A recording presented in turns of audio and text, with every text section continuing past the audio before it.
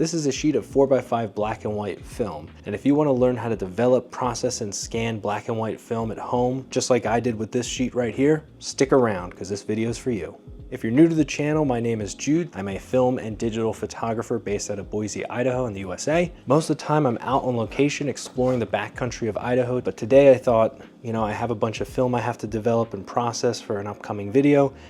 May as well do it on camera, share the process with you. And if you want to see the video that's connected to all these photos that I'm processing right now, I'll put a link in the description down below. And whether or not you've just started digging into film photography or you've been pursuing it for a while and sending your rolls of film off to be developed by someone else, maybe you've had that sneaking suspicion that, part of the process is to actually do this yourself.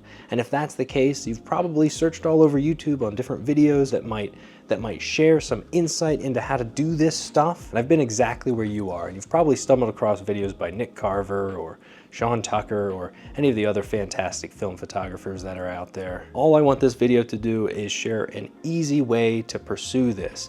And we're gonna talk inventory, measuring, processing as far as, how to do everything so that this video is as valuable as I can make it.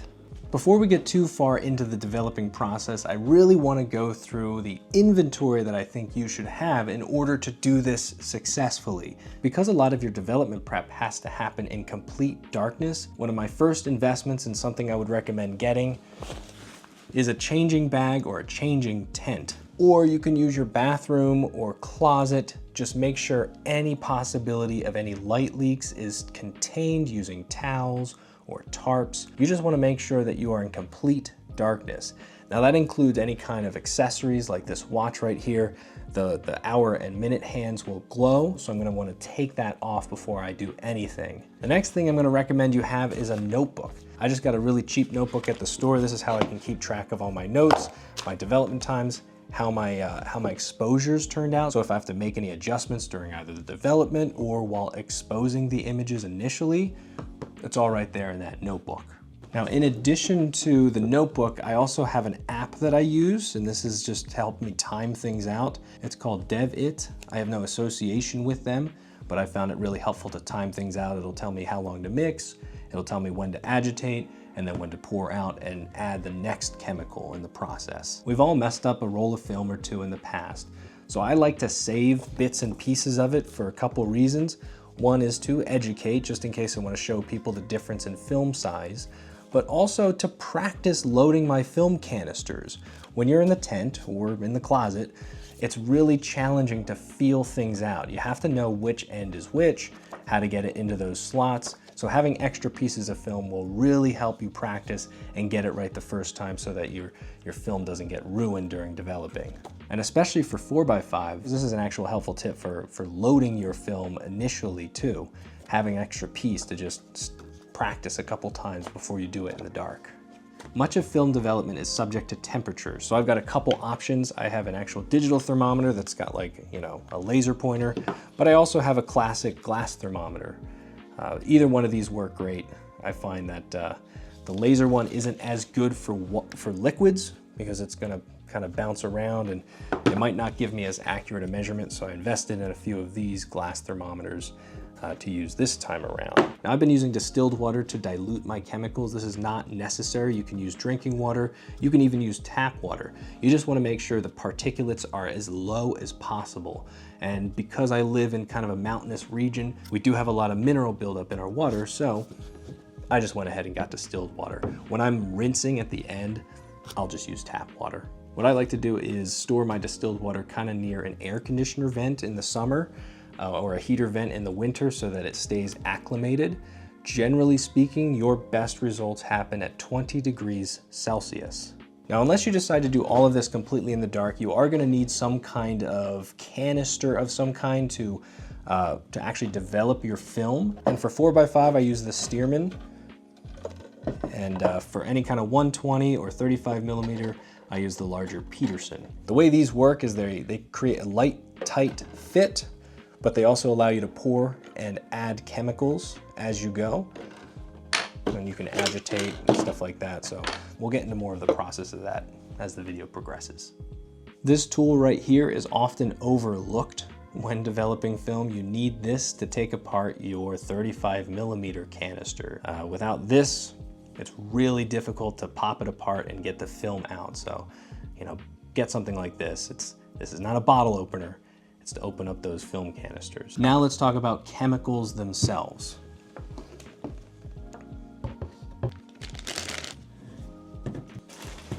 I use Ilford and a little bit of Kodak because that's the film I generally shoot with, and you know, it matches up nicely. So what we have is my developer is Ilfosol 3, and then next would come the Ilfa Stop, and then finally the Rapid Fixer.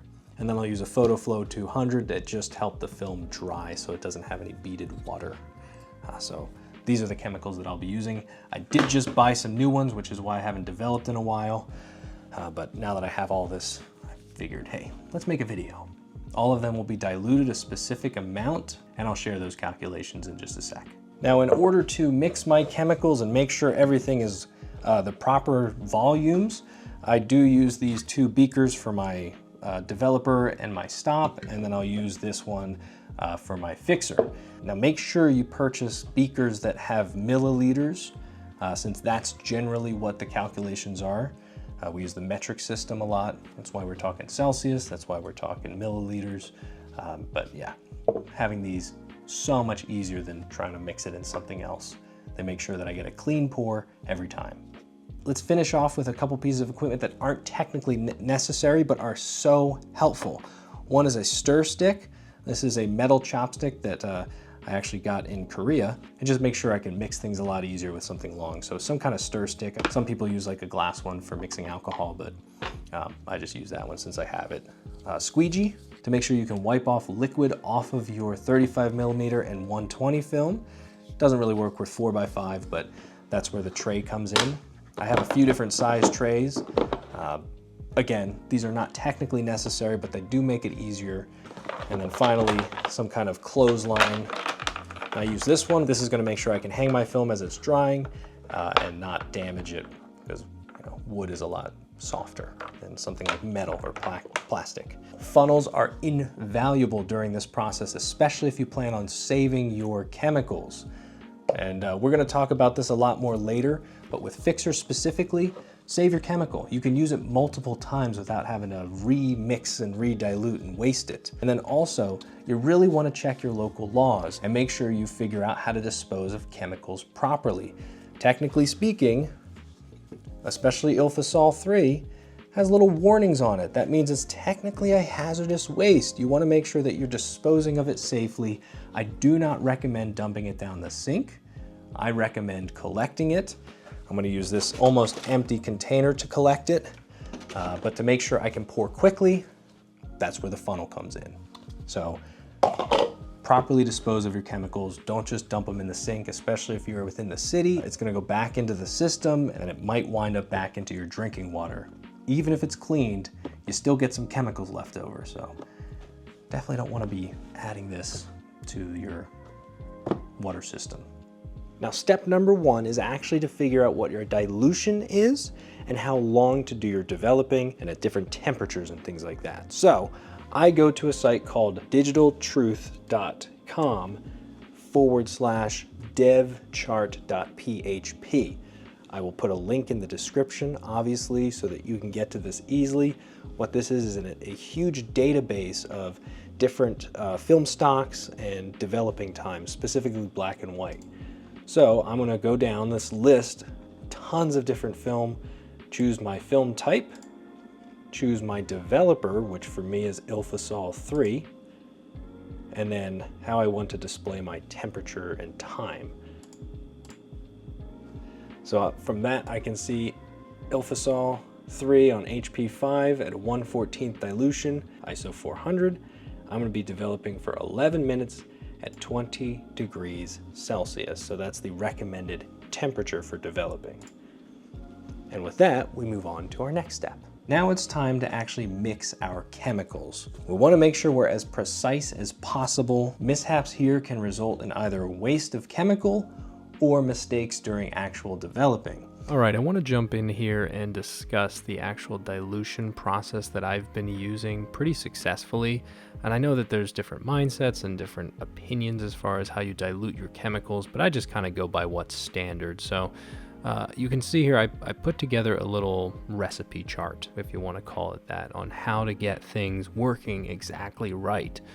So if you're going to be using the Stearman, you have to think about your volume is 475 milliliters versus the Paterson is 500 milliliters. So that just changes some of your dilution and chemical volume. So be aware of that as you're going through this process yourself. Okay, so that out of the way, real quickly, you can see Ilfasol 3, I use a 1:14 dilution. You can also use a 1:9 dilution. Never done it, feel like it's a waste of chemicals. It does speed the process up a little bit. For Ilfastop, I'm using a 1:19 dilution, which is what it recommends on the bottle itself, so figure they know what they're doing. Now I've written down the dilution measurements for Fixer just in case you decide to only develop in the Stearman, but because I use both, the Paterson and the Stearman do 4x5 and 120, 35, whatever, I make sure that I mix enough for both because I reuse my Fixer several times before I decide to dump it out. So I have it there just in case you need it, but I usually adhere to the later one.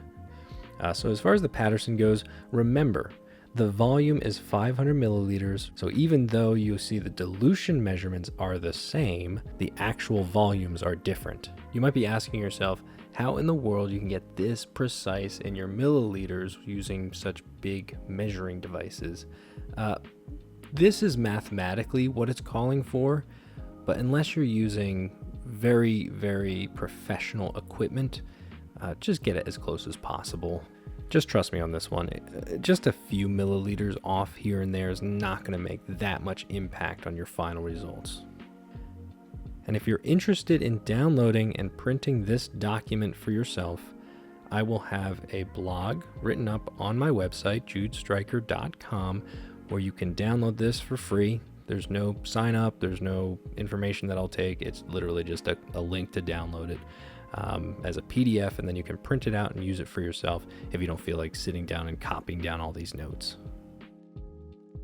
Okay, now that all of our chemicals are ready to go, diluted, in their beakers, it's time for the next step, loading up our developing tanks. Before you dive into this, I really highly recommend you practice a few times in the light. What I have with me are two 4x5 film holders and a roll of Ilford Delta 3200. These are all exposed during a recent photo outing where I went to Ararock Dam. I wandered around, took a bunch of photos just to talk about how cool film still is even in 2024 and why it's such an important skill, is why it's such an important art form to keep alive. But that's the other video. Click the link in the description if you want to watch that after this one. But anyway, we're not going to mess with these yet because the last thing we want to do is mess those up. Now, something you should already know if you've been working with large format film is how to load and unload one of these. And just in case you don't, the way these work is these dark slides protect two sheets of 4x5 each. And so what you're going to do is you're going to remove the dark slide, and then your bottom part is going to flip out. And from there, emulsion side out, you're going to feel those notches, keep them on the right hand side. You're going to slide that underneath everything. And then you should be able to close this all the way, slide your dark slide back on. Now try doing that in the dark. When we unload, you're going to pull the dark slide completely out and set it aside. And then we're going to flip this back open. And what I like to do is right along the edge, I'm going to feel for a divot and those grooves. Once I feel those grooves, I know I can get my finger under and pull it out. Okay, it's much easier to unload than to load. But again, practice that in the daylight where you can see, and you'll have way more success. So, let's start with the 4x5. Here's my Stearman tank. Inside, I've got these sleeves. Now, all I'm going to want to do is take my film and slide it like that. And you can see it's locked in on all the tabs. It's not going to fall out this side. And I have my emulsion layer on the outside. So I'm gonna feel for those little tabs on that side right there. As long as I have them on the right side, I will then slide it like that.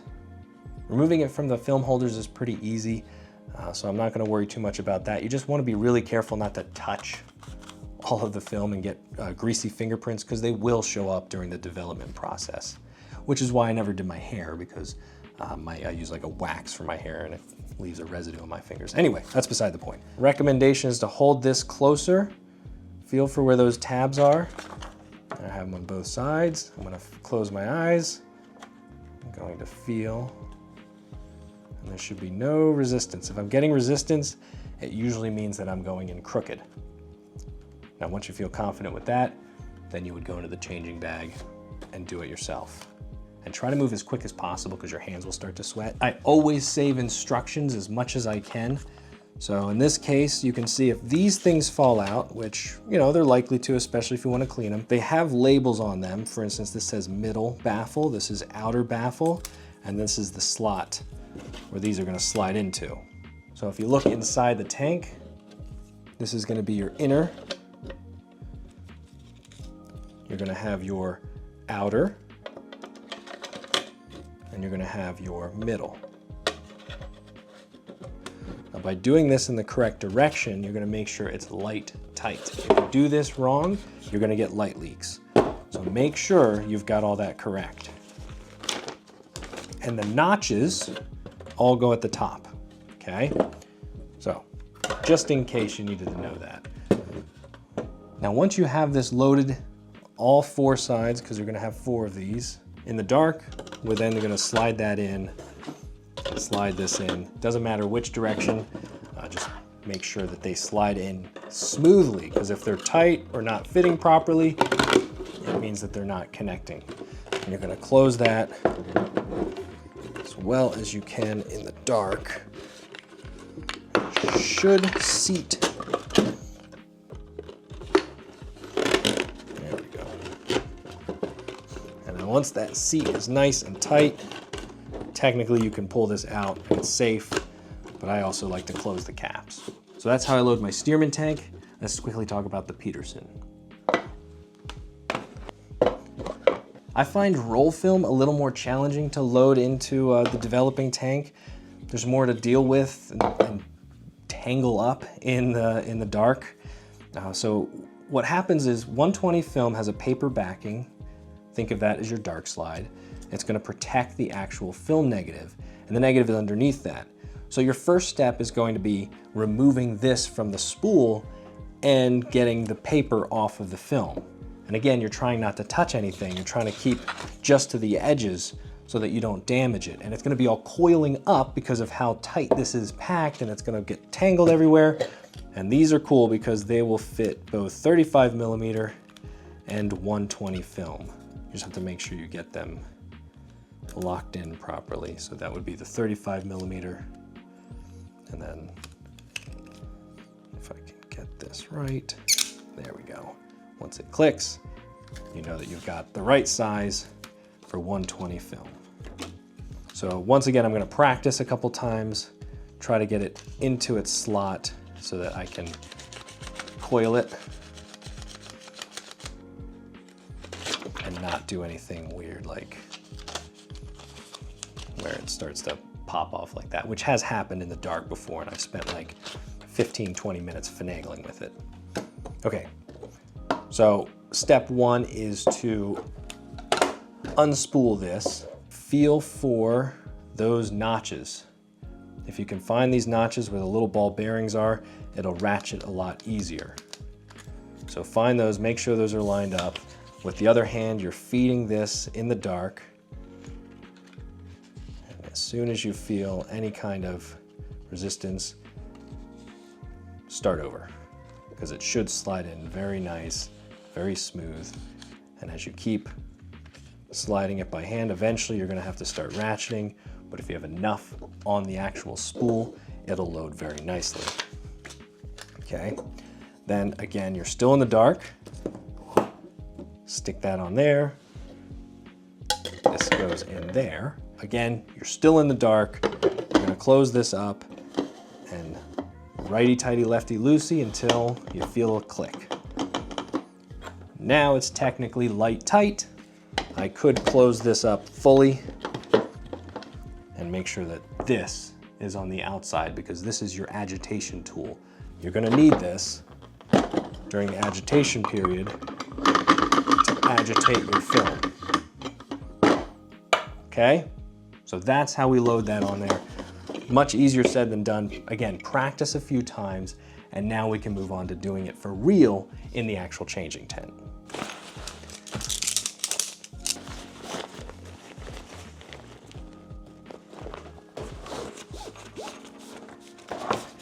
Isn't that nice? The coolest part of this is it reminds me of those like camp tents, those miniature camp tents that you'd see in the camping aisles at the like Walmart back in the day. So what you're looking at here is a double zipper and sleeves with two pleated sections, two elastic sections. So that's gonna make sure everything is nice and completely dark in here. I've got plenty more room to work with. This was expensive, but oh my goodness, well worth it.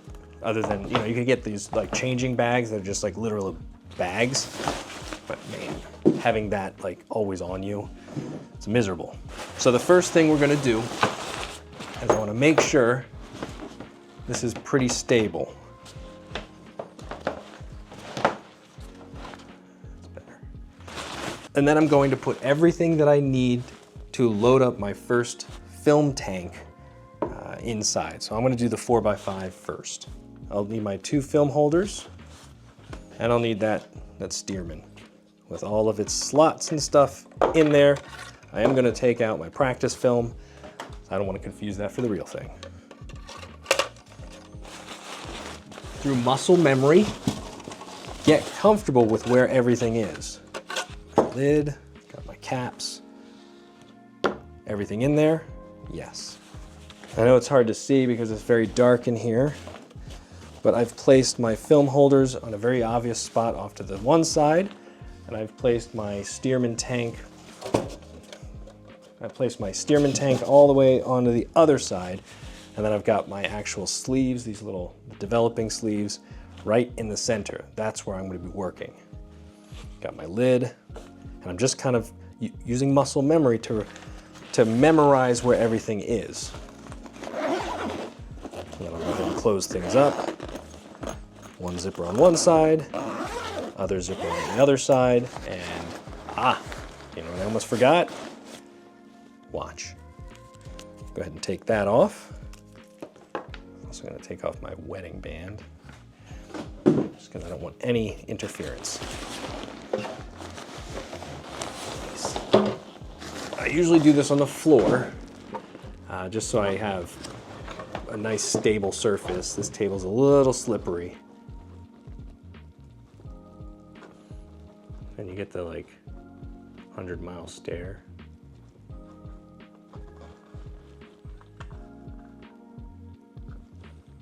And just like that. I'm looking at the timer on this camera. Looks like a little over 5 minutes to do all of that.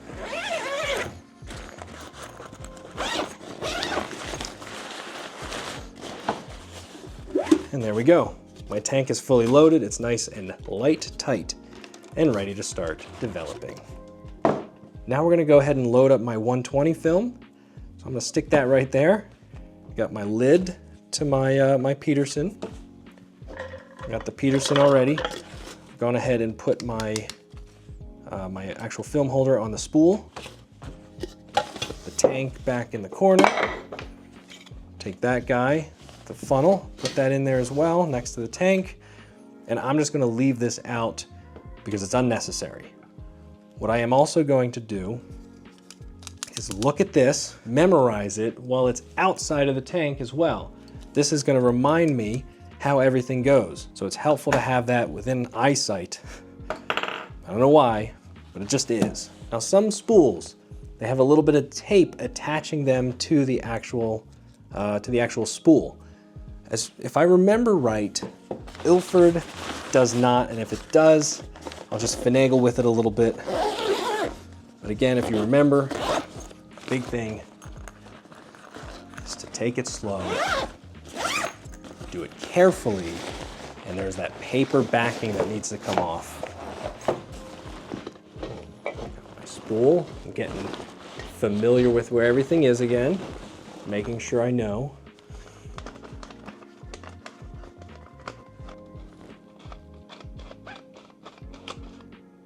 I think we're good. Okay. And just like that. Loaded film, ready to go. There's the paper backing. In case you're curious what it looks like. And there's your spool. Save that. You might need it. And now to the next step, the fun step. All right, we are here at the sink. We've gotten it down to 21 degrees, which I think is an acceptable temperature.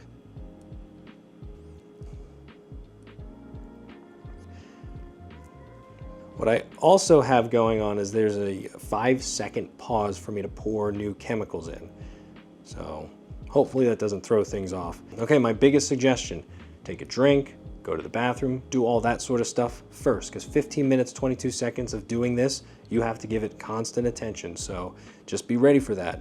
Also, I'm gonna set my phone to do not disturb so that nobody's texts or phone calls can pull this screen off, because I've had this happen where this will switch screens in the middle of developing and suddenly you don't know how long it's been since your last agitation or how long you've been developing.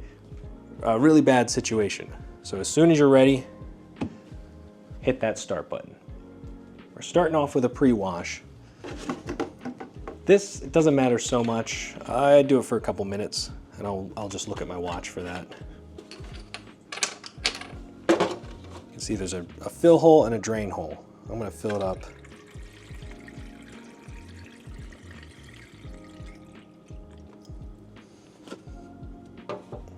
All the way up. This is a good time to practice agitation. To agitate, it's a process like that. It's not a shaking, and you can even spin it as you agitate.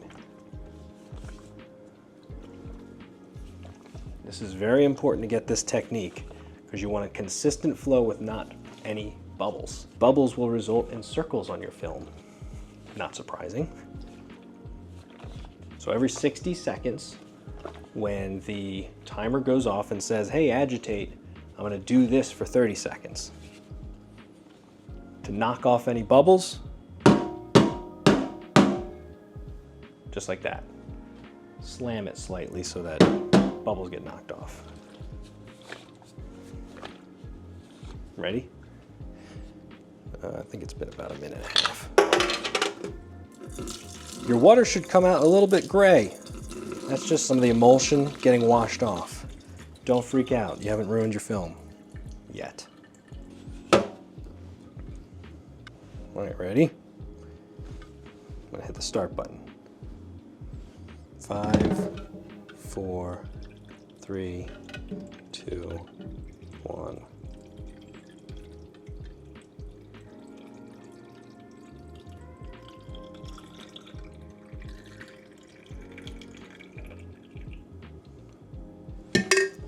Note to self, take the thermometer out. Spend the next 25-30 seconds agitating.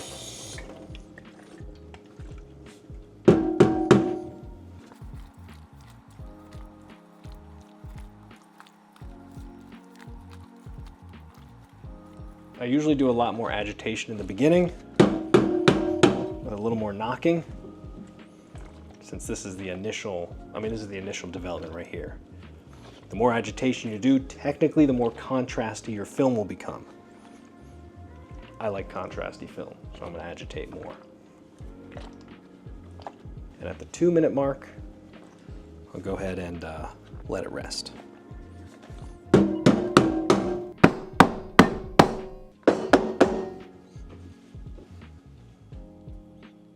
We're almost done. We're about 9 minutes in. we're only gonna go about like 1040 or something with the adjusted temperature. Now, for the last minute or so, we just agitate. And actually, we only have to do this for like 9:45. I just check the notebook real quick. So there we go. That is our 9:40. So we're gonna dump this as fast as we can.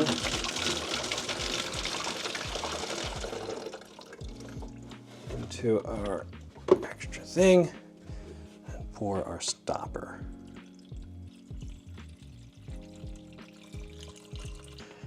And because this is just for a minute, I'm going to agitate the whole time just to try to wash off as much as possible. Get all the chemicals covered.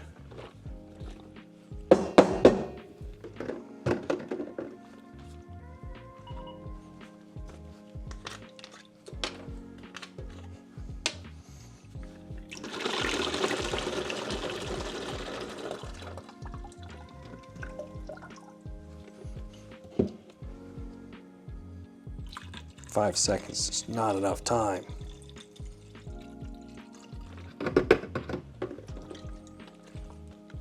Now I'm not going to be pouring my fixer into the jug.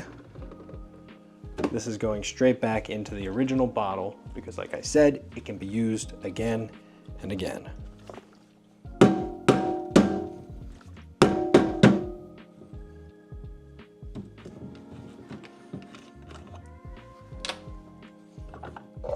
There we go.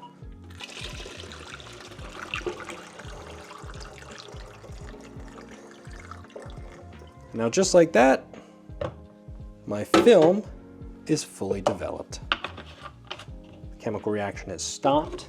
It is no longer light sensitive, so it's safe to take this off and start my rinse. And all I'm going to do is rinse like this. Super technical.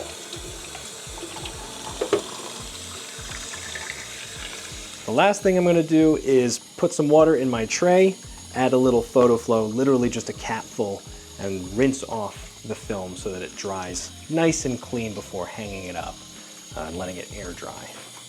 Let's jump into the scanning process because that's where you get to see your masterpiece come to life. Okay, so I've been giving the 4x5 a whole lot of attention recently, so I thought let's talk about the 6x7. So I have my 120 film all dried and ready to go. The first thing I'm going to need to do is actually cut it so that it fits inside the actual film holder. So I'm just gonna look. I don't want to fit roughly 2 images per. Now I used to use a pair of scissors to cut this to fit. It worked fine for me for a while, but I actually purchased an official cheap little film cutter. Not expensive and very cool. Check it out. Turn that on. Now I have a light and I can make sure that my film is cut perfectly straight. All I'm going to do is put pressure, slice across.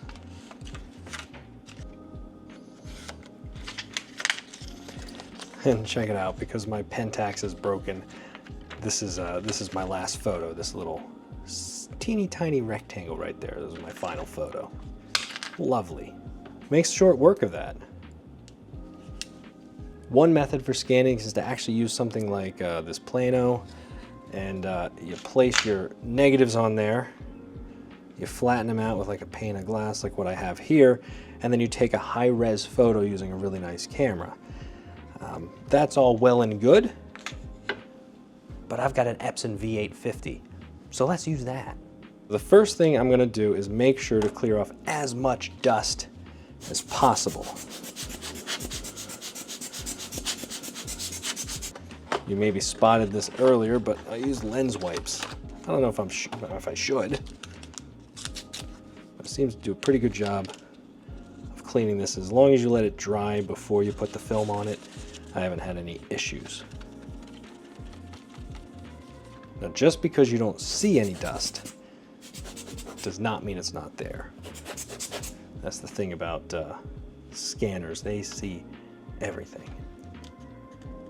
So the biggest trick here is you want to lay these out so that the words are correct. You can see the letters right there. I'll lay those out so that the words are correctly facing me.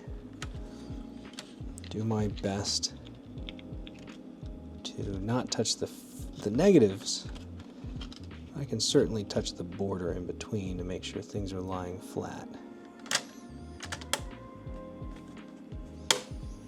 These will be the first couple shots I got with the pinhole lens, so that'll be pretty cool to see.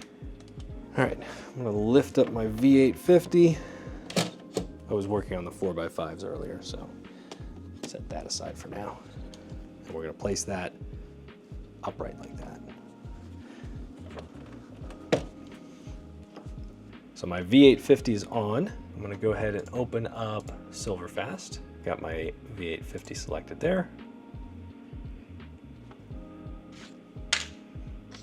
All right, so I'm going with the holder. I have a negative, and because I'm shooting black and white, 16-bit to 8-bit is fine, since I'm just using these to like throw onto YouTube and potentially Instagram or something like that. Okay, so I did the 6 centimeter fine frame. This is just the standard, and then I do a pre-scan. It's gonna just show me kind of what we're looking at.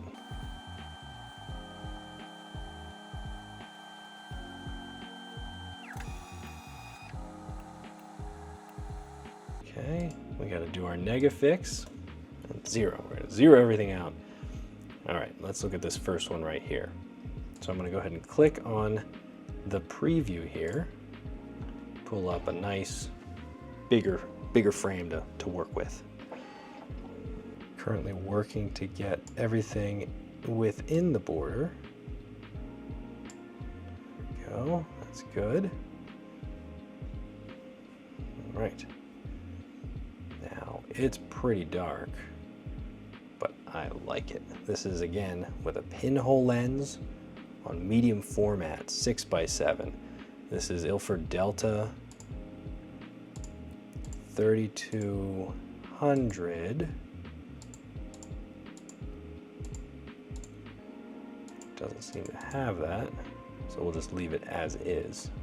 So I can bring up the exposure a little bit, lower the contrast ever so slightly, bring up the midtones until it's a little more exposed how I want it. There is a latitude here, and this is where the editing of film comes in. So I like the look of that. Now I'm going to click the other frame and we'll start working on that one, same exact way. Now that I feel pretty good about them, I should mention, as far as some of these other things, you can mess with the histogram, you can mess with sharpening and things like that. I haven't done a ton of that. So then once you're feeling pretty good about how it looks, the overall feel that you're getting from this shot, it's time to go ahead and save it to a location. As far as your resolution goes, this scanner is pretty capable of going pretty maximum. You don't need it. Honestly, 2400 on a frame like this, because it's not huge, is totally fine. My photo quality, I do at 300 ppi. I could go lower. Again, it's not going to make much of a difference for digital space, only if I was going to print would I need something like that. All right, now that we're zoomed out and ready to go, we're going to go ahead and batch scan.